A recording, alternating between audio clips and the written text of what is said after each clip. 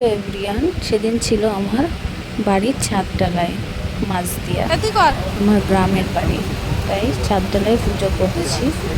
তাই আমার কাকার মেয়েকে বলছি, তুই পুজোটা কর, যেহেতু তুই সকাল সকাল চানটা করেছিস। আমার যেতে যেতে এত লেট হয়ে গেছে, ভোরবেলা গেছি, তাও আমি পৌঁছাতে পারিনি। আমার ফাইনালি ছাদডালাই হবে।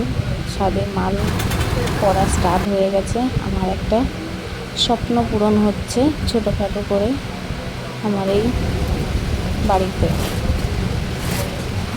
এই বাড়িটা শুধুই আমার আশা পূরণ করছি আমার ঠাম্মির জন্য। তো তোমাদের কেমন লাগলো ভিডিওটা? ভালো লাগলে শেয়ার করো। তোমরা আমাকে আশীর্বাদ করো যাতে আমার ঠাম্মির আশা পূরণ করতে পারি এবং ঠাম্মিকে দেখে রাখতে পারি, যে আমার জীবনে এত কিছু সেই ছোট্ট থেকে আমাকে লালন পালন করেছে। ধন্যবাদ।